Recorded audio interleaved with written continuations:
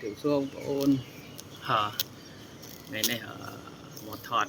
về lộ hay rap thì một rap về đồng ôn nhung một rap về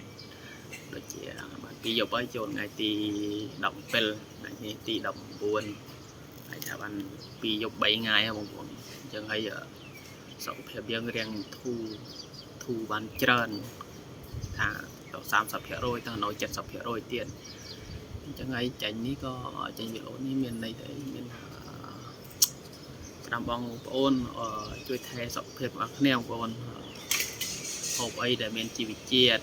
កាត់បន្ថយការហូបអីដែលប៉ះពាល់ដល់សុខភាពរបស់យើងបងប្អូនព្រោះខ្ញុំដែលថាខ្ញុំហូបអត់សូវគិតពីសុខភាពអញ្ចឹងហើយធ្វើឲ្យយើងមានបញ្ហាសុខភាពអញ្ចឹងហើយទី1មានអីទេបងប្អូនមានតាហូបចំណីណាដែលមានជីវជាតិដើម្បីផ្ដល់រាងកាយរបស់យើងមានកម្លាំងទប់ទល់នឹងជំងឺទី2ត្រូវហាត់ប្រាណក្នុងមួយថ្ងៃយ៉ាងម៉េចឲ្យបាន 5-10 នាទីឬទៅកន្លះម៉ោងឲ្យតាមបងប្អូនមានពេលវេលាទំនេរបងប្អូនវាអាចកាត់បន្ថយដែលយើងមានតឹងផ្សាយឬព្រឹតអីអញ្ចឹងយើងអាចចាញ់ចិត្តពុលឲ្យតាមញើសតាមអីអញ្ចឹងបងប្អូនព្រោះខ្ញុំក៏មិនមានតែចេះដឹងអីដែរគ្រាន់តែតាពេទ្យគាត់ប្រាប់មកឲ្យយើងឡើងហាត់ប្រាណឬក៏ញ៉ាំអីដែលមានសុខភាព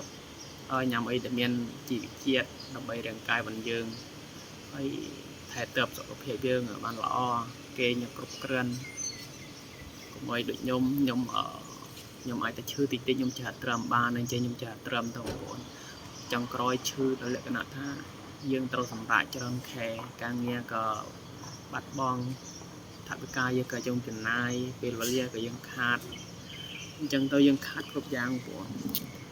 អញ្ចឹងហើយមានអីមានតែជូនពរបងប្អូនថែសុខភាពនិងបងប្អូនដែលធ្វើការធ្ងន់ញ៉ាំអីដែលមានជីវជាតិកាត់បន្ថយអ្វីដែលយើងញ៉ាំហើយវាមានបញ្ហាបងប្អូនព្រោះមុននឹងយើងមើលអត់ឃើញតែយើងមុននឹងធ្វើអីយើងត្រូវពិនិត្យមើលឬក៏សួរនាំពីអ្នកលក់ឬក៏អ្នកអីអញ្ចឹងបងប្អូនយ៉ាងនឹងស៊ីសងទៅលោកបងប្អូននៅក៏មានដាក់មានអី